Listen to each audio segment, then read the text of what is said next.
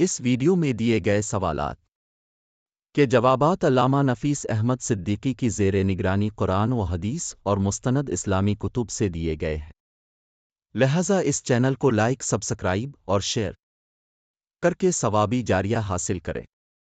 سوال نمبر 1، کیا درخت لگانے والے کو ثواب ملتا ہے؟ جواب: جی ہاں، جب تک لوگوں کو فائدہ پہنچتا رہے گا ثواب ملتا رہے گا۔ حوالہ صحیح بخاری حدیث نمبر 6012۔ سوال نمبر 2، کیا جانوروں کے ساتھ نیکی کرنے پر بھی ثواب ملتا ہے؟ جواب: جی ہاں۔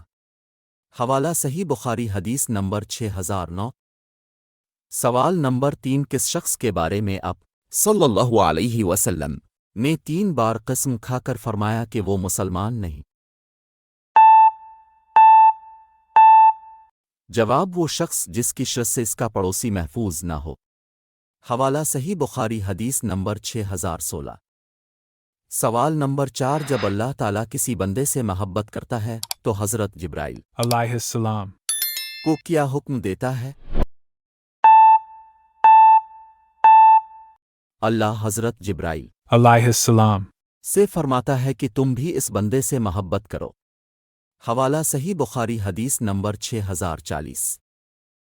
سوال نمبر 5، اگر کوئی شخص کسی کو کافر ہے اور وہ کافر نہ ہو تو کیا حکم ہے؟ جواب: آپ صلی اللہ علیہ وسلم نے فرمایا ہے کہ خود کہنے والا کافر ہو جائے گا۔ حوالہ صحیح بخاری حدیث نمبر 6045۔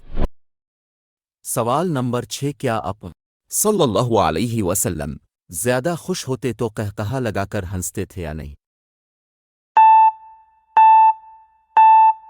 جواب: جی نہیں، آپ صلی اللہ علیہ وسلم صرف مسکرا دیا کرتے تھے۔ حوالہ صحیح بخاری حدیث نمبر 6092۔ سوال نمبر 7، چغل خور کی کیا سزا ہے؟ جواب: چغل خوری کرنے والے یا کرنے والی کو قبر میں عذاب دیا جاتا ہے۔ حوالہ صحیح بخاری حدیث نمبر 6052۔ سوال نمبر 8، اپنے پیشاب کے چھینٹوں سے نہ بچنے والے کی کیا سزا ہے؟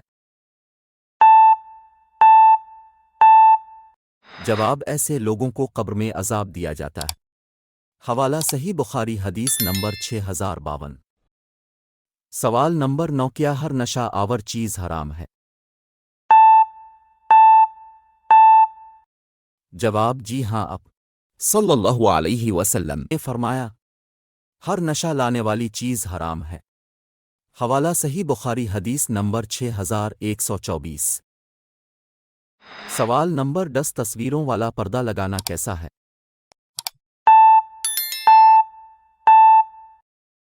جواب: آپ صلی اللہ علیہ وسلم نے تصویروں والا پردہ دیکھ کر ناراضگی کا اظہار کیا اور اسے پھاڑ دیا۔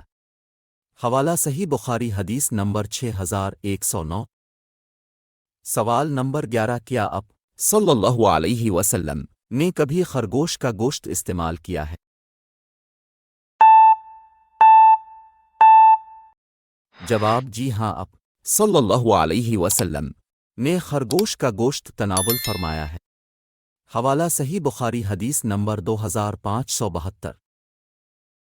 سوال نمبر 12، مہمان کو اپنے میزبان کے گھر کتنے دن ٹھہرنے کی اجازت ہے؟